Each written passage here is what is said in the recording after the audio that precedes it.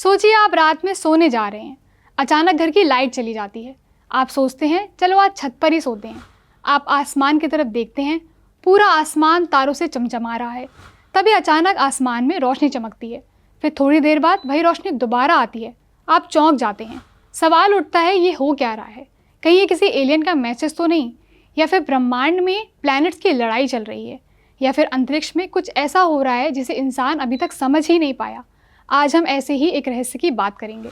कई सालों से एस्ट्रोनॉट मिल्की वे गैलेक्सी के अलग अलग हिस्सों से आने वाली अजीब रेडियो सिग्नल्स को समझने की कोशिश कर रहे हैं। ये सिग्नल्स एक बार नहीं आते, लेकिन इनका बिहेवियर अंतरिक्ष की किसी जानी पहचानी चीज़ जैसा नहीं था। वैज्ञानिक इन्हें कहते हैं long period radio transient, short में LPTS। ये ऐसे रेडियो सिग्नल्स हैं जो लंबे गैप के बाद बार बार आते हैं।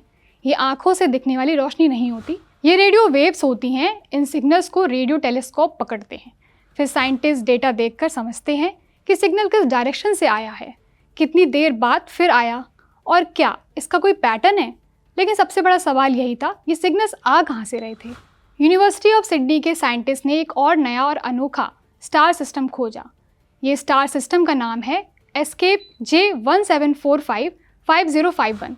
वैज्ञानिकों को लगता है इसी स्टार सिस्टम से ऐसे अजीब रेडियो सिग्नल्स निकल रहे हैं। इस खोज की जानकारी नेचर एस्ट्रोनॉमी जर्नल में दी गई है। अब सवाल है, इस स्टार सिस्टम में ऐसा क्या है। इसमें 2 तारे हैं। एक तारा है व्हाइट ड्वार्फ। व्हाइट ड्वार्फ उस तारे का बचा हुआ हिस्सा होता है जिसका जीवन खत्म हो चुका है, यानी यह एक मरे तारे का बचा हुआ बहुत घना हिस्सा है। इसका साइज लगभग अर्थ जितना हो सकता है, लेकिन इसका मास सन जैसा हो सकता है। और तारा तब मरता है जब उसके अंदर एनर्जी बनाने वाला फ्यूल खत्म हो जाता है। दूसरा तारा है रेड ड्वार्फ। यह एक छोटा और हल्का तारा होता है। इस केस में इसका मास सन के मास के करीब 10वां हिस्सा है। अब कहानी का दिलचस्प हिस्सा समझिए। ये दोनों तारे एक दूसरे के बहुत पास हैं। इतने पास हैं कि करीब 1 घंटे में एक दूसरे का पूरा चक्कर लगा लेते हैं।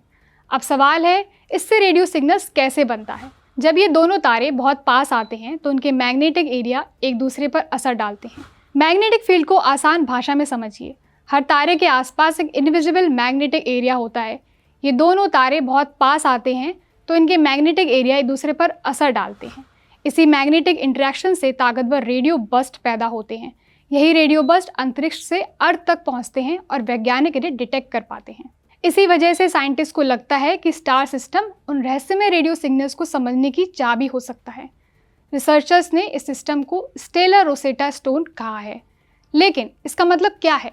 रोसेटा स्टोन इतिहास की वह चीज़ थी जिससे पुरानी भाषाओं को समझने में मदद मिली थी।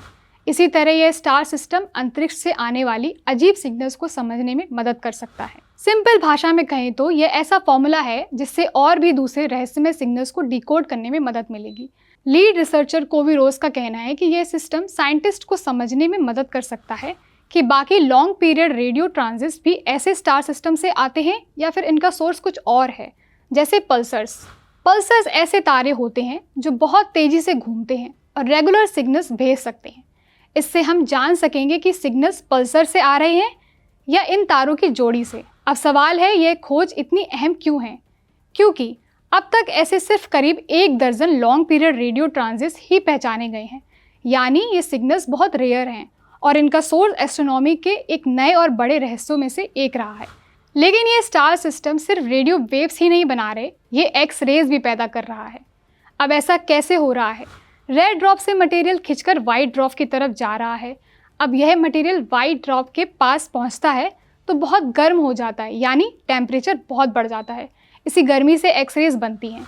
इससे साइंटिस्ट को एक्सट्रीम मैग्नेटिक एनवायरनमेंट और प्लाज्मा फिजिक्स समझने का मौका मिलता है। प्लाज्मा को आसान भाषा में बहुत गर्म और चार्ज मैटर समझ सकते हैं। ऐसी कंडीशंस अर्थ की लेबोरेटरीज में बनना संभव नहीं है, इसलिए साइंटिस्ट ऐसे स्टार सिस्टम को नेचुरल लेबोरेटरी की तरह देखते हैं।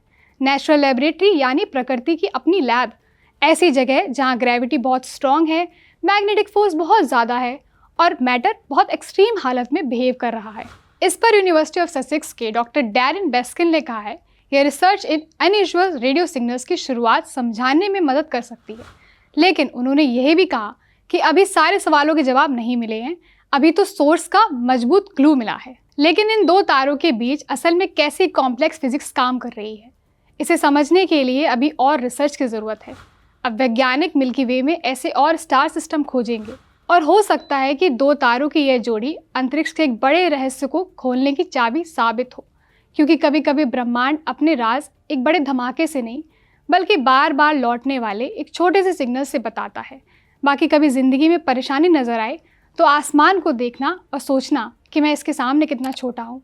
मैं हूँ करिश्मा, देखते रहिए द इंडियन एक्सप्रेस हिंदी। हमें सब्सक्राइब करें।